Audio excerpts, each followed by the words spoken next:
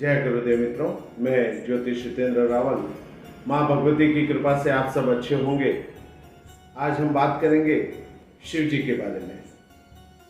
एक व्यक्ति का मेरे पास फोन आया और उन्होंने कहा कि गुरुजी, मैं शिव जी के मंत्र जप करना चाहता हूँ, उनकी साधना करना चाहता हूँ, तो वो साधना कैसे की जाए और उसमें क्या होता है, तो आप मुझे उसके बारे में बताइए।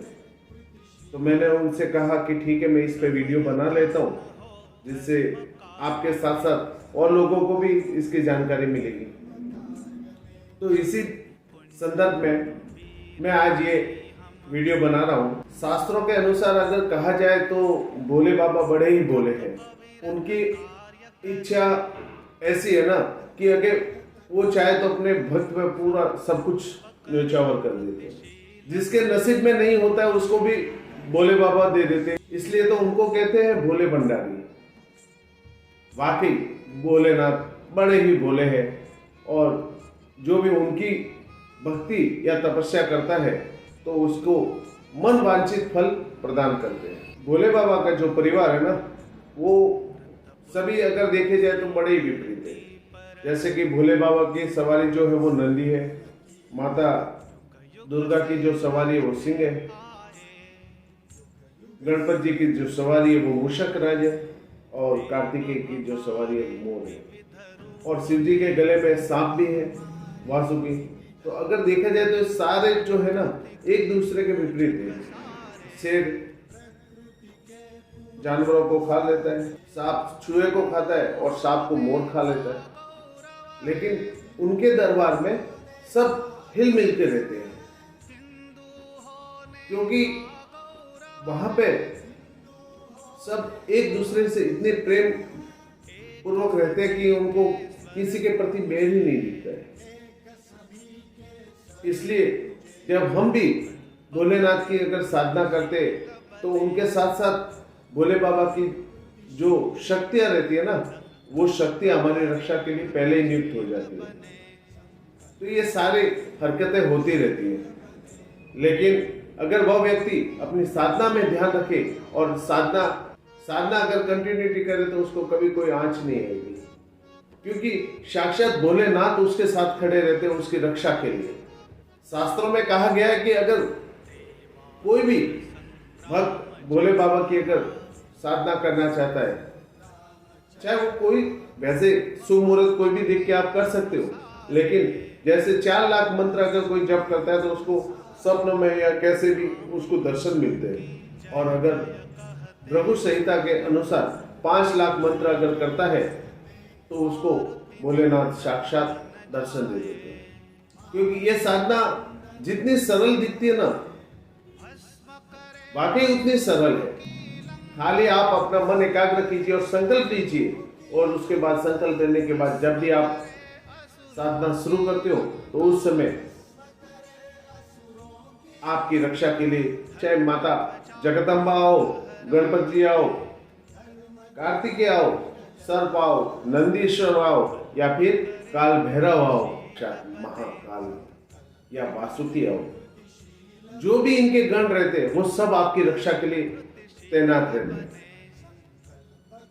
इसके लिए जब इनकी साधना होती है तो कोई भी आपकी साधना में विघ्न नहीं डाल सकता है, क्योंकि हर किसी की तो हम साधना करते हैं तो कहीं ना कहीं विघ्न आता है, डर भी लगता है, लेकिन इनकी साधना में ऐसा कुछ भी नहीं होता है।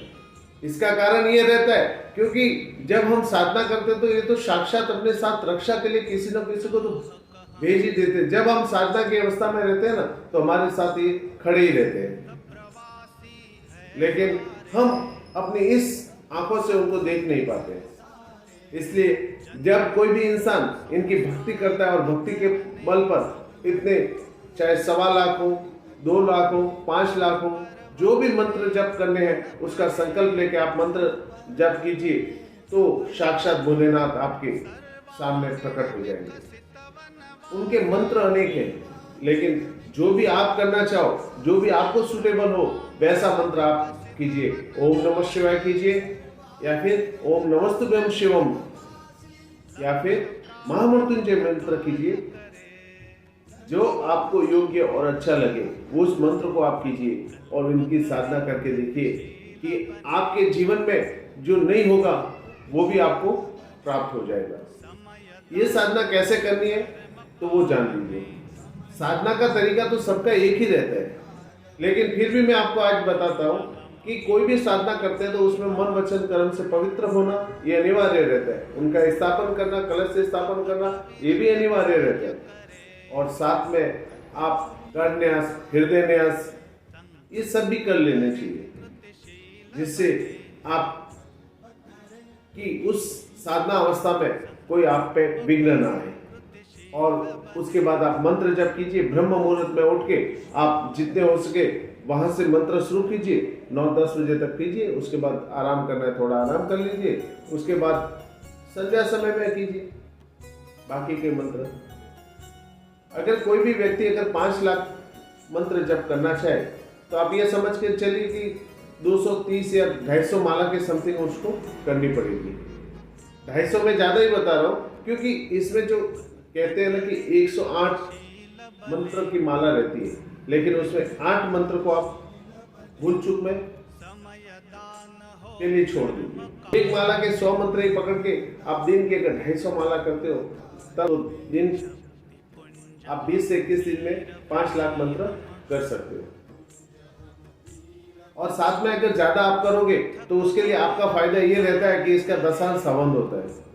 और दशांश हवन नहीं करने की वजह से अगर आपके मंत्र ज्यादा है तो उसके दशांश अगर मंत्र भी आप ज्यादा कर लेते हो तब भी आप उस दशांश यज्ञ के बराबर हो जाता है। और उसके बाद आप छोटा सा यज्ञ कर लीजिए, जितना हो सके उतना यज्ञ कर लीजिए। यज्ञ करने के बाद कन्या भोज, ब्राह्मण भोज वो करवा दीजिए,